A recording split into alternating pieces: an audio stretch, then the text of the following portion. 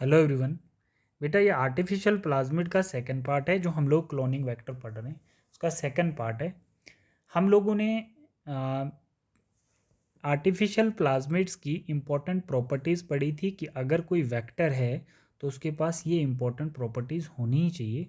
अब इसमें हम लोग इसके डायग्राम्स की बात करेंगे कि जो हमारे पास ई कोलाई का क्लोनिंग वेक्टर है PBR322, इसकी साइट्स कौन कौन सी हैं। देखिए, जैसे सबसे पहले हम लोग ना TTR और AMPR की बात करते हैं।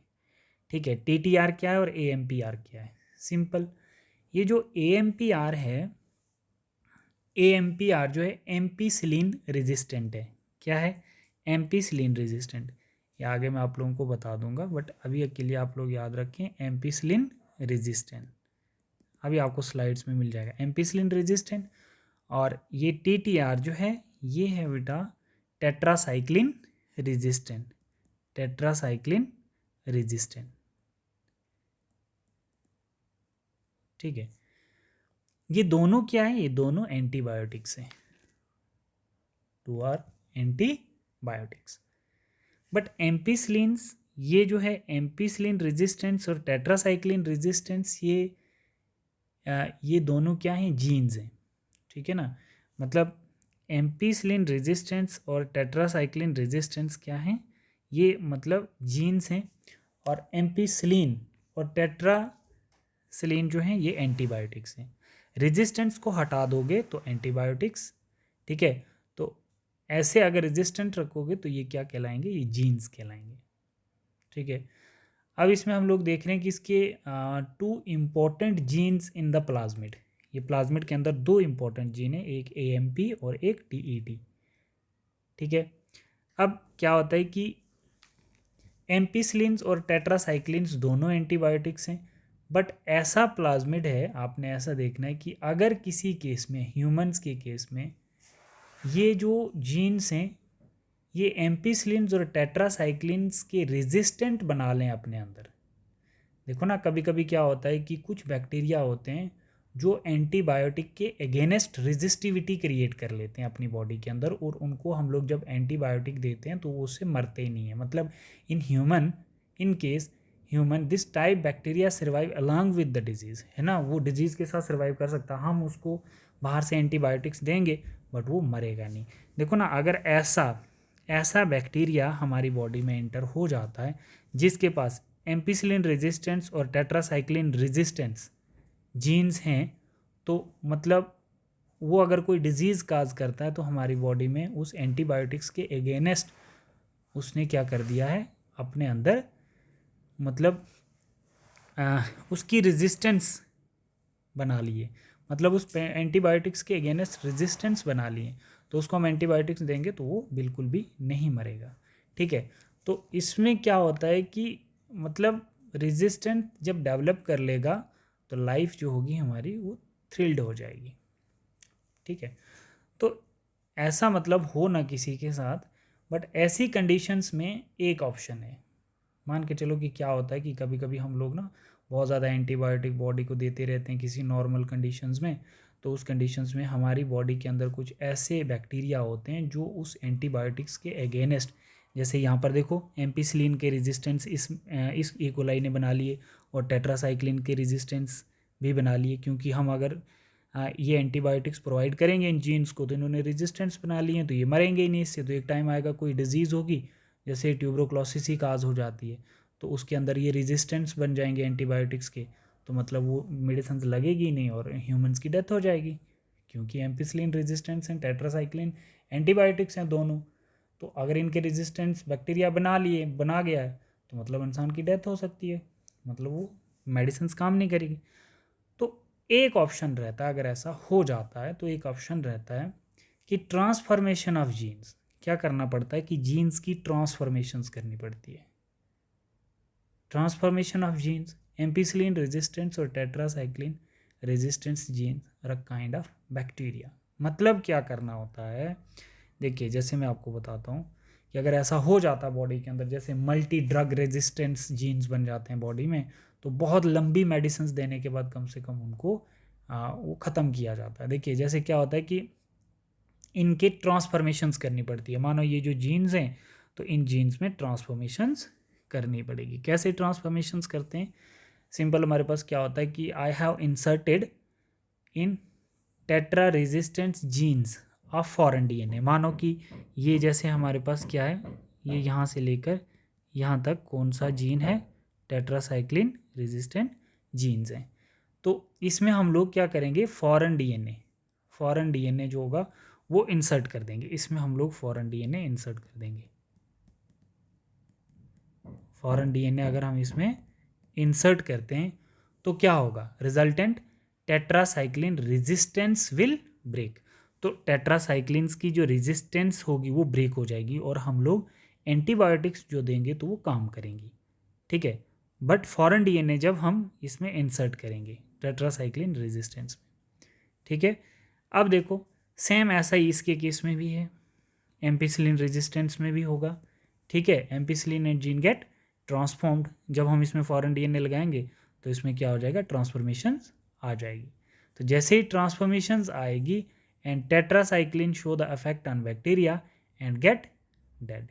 बात समझ रहे हो? मानो कि जब हम फॉरेन डीएनए डालेंगे तो टेट्रासाइक्लिन रेजिस्टेंस और एम्पिसिलिन रेजिस्टेंस की रेजिस्टेंसिविटी खत्म हो जाएगी जब हम फॉरेन डीएनए डालेंगे, और जब हम एम्पिसिलिन्स और टेट्रासाइक्लिन्स देंगे तो वो अपना इफेक्ट शो करेगी और इस बैक्टीरिया को मार देगी, ठीक है। ये समझ में आ रही है? And both the resistance will and with the help of foreign DNA and tetracyclines and ampicillin genes resistivity will end, ठीक है। अब क्या होता है कि जो फॉरेन जीन्स हैं इसमें देखना है थोड़ा सा आपने, अब इसमें हमें ये चीज़ सीखने को मिलती है कि फॉरेन डीएनए से जो जीन्स अंदर एम्पिसिलिन्स और टेट्रासाइक्लिन्स की रेजिस्टिविटी क्रिएट कर चुके हैं, मतलब एंटीबायोटिक से उनको कोई इफेक्ट नहीं हो रहा है, तो हम फॉरेन डीएनए जब इंसर्ट करते हैं तो उनकी रेजिस्टिविटी ख़त्म होती है और हमारा एम्पिसिलिन एक्ट करके उस बैक्टीरिया को मार देता है, ठीक है ना। तो अब यहाँ पर सीखने वाली ये बात है कि नो फॉरेन जीन जो है insert to require cut with the help of, देखो फॉरेन जीन जो होगा तो उसको क्या है, मतलब फॉरेन डीएनए को हमें मतलब पहले कट करना चाहिए ना, मतलब जैसे फॉरेन जीन्स को अगर हमने इंसर्ट करना है तो पहले हमें कट करना पड़ेगा, तो हमें ज़रूरत पड़ेगी किसकी, रिस्ट्रिक्शन एंजाइम्स की, है ना। रिस्ट्रिक्शन एंजाइम इसके पार्टिकुलर साइट को कट करेगा तो फिर वहाँ पर हम लोग फॉरेन डीएनए को इंसर्ट करेंगे। तो यहाँ पर कौन सा एंजाइम आएगा, रिस्ट्रिक्शन एंजाइम आएगा जो इसको कट करेगा, ठीक है। तो कट करने के बाद मतलब रिस्ट्रिक्शन एंजाइम कौन सा होगा, साल1 एंड BAM1, ये बात याद रखना। ये जो एंजाइम है BAM1 और साल1, ये दो रिस्ट्रिक्शन एंजाइम हैं जो इसको कट करेंगे और इसमें इंसर्ट करेंगे, use to cut tetracycline resistant genes to insert foreign DNA. तो ये जो हैं ये जीन्स मतलब ये एंजाइम इसको कट करेंगे और इसमें हम लोग इंसर्ट कर देंगे फॉरेन डीएनए। इतने में बात समझ में आ रही है आप लोगों को? तो टेट्रासाइक्लिन रेजिस्टेंस जो होगा वो ख़त्म हो जाएगा। बात समझ में आ रही है? No tetracycline resistance and tetracycline show affect and dead bacteria. Resistant जो होगा वो ख़त्म हो जाएगा फॉरेन डीएनए एंटर होने से, और उसको एंटर किसने करवाया, रिस्ट्रिक्शन एंजाइम ने। कौन कौन से, BAM, H1 एंड SAL1, इन दोनों ने इसको फॉरेन डीएनए को कट किया, मतलब फॉरेन डीएनए को इंसर्ट किया इसके अंदर और इसकी रेजिस्टिविटी को ख़त्म किया, और टेट्रासाइक्लिन जो है वो अपना इफेक्ट शो करने लगी और बैक्टीरिया जो होगा वो क्या हो जाएगा, वो डेड हो जाएगा। ये बात आपको समझ में आ गई? तो BAM1 और SAL1 का आपको पता चल गया, टेट्रासाइक्लिन्स का पता चल गया, ठीक है ना। अब हम लोग इसमें ये चीज़ देखेंगे, सेम ऐसा ही रिस्ट्रिक्शन एंजाइम जो होगा PVU1 पे, देखो जैसे PVU1 है और जो PST1 है यूज टू कट, ये भी कट करेंगे, इसको कट करेंगे, है ना, इसको कट करेंगे और कट करने के बाद इंसर्ट कर देंगे इसमें क्या, फॉरेन डीएनए, और फॉरेन डीएनए के इंसर्ट होने से इसकी रेजिस्ट मतलब ट्रांसफॉर्मेशंस आ जाएगी ना। जैसे हम दूसरा डीएनए डालेंगे तो ट्रांसफॉर्मेशंस आएगी, ट्रांसफॉर्मेशंस आने से क्या हो जाएगा, एम्पिसिलिन रेजिस्टिविटी ख़त्म हो जाएगी, तो एम्पिसिलिन इस बैक्टीरिया पे एक्ट करेगी, तो एम्पिसिलिन जो होगा वो रेजिस्टिविटी को ख़त्म करके, तो ampicillin show effect on bacteria and bacteria will die, ठीक है ना। तो इनकी रेजिस्टिविटी को ख़त्म किया। अब आप लोगों के लिए मेरे पास एक क्वेश्चन है। क्वेश्चन क्या है कि if any bacteria have PBr322, मतलब ठीक है ना, and I have used BAM-H1, ठीक है, so how can we kill the bacteria which antibiotics is use to kill this particular bacteria. आप लिख लो पहले जो मैंने बताया है, पास करके वीडियो को। इज इट एम्पिसिलिन या टेट्रासाइक्लिन्स?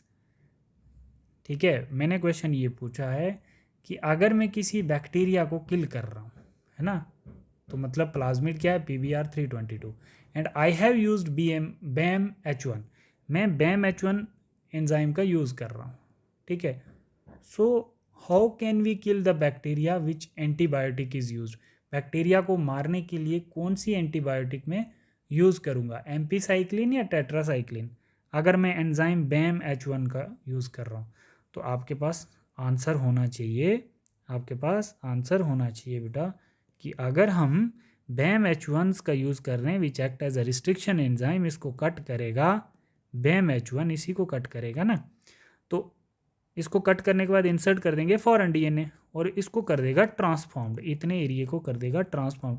जो अंदर बैक्टीरिया टेट्रासाइक्लिन रेजिस्टेंट था तो वो ट्रांसफॉर्म हो चुका है, तो उसकी रेजिस्टिविटी को ख़त्म कर दिया, तो अब टेट्रासाइक्लिन इसको आराम से मार देगी ना, ठीक है।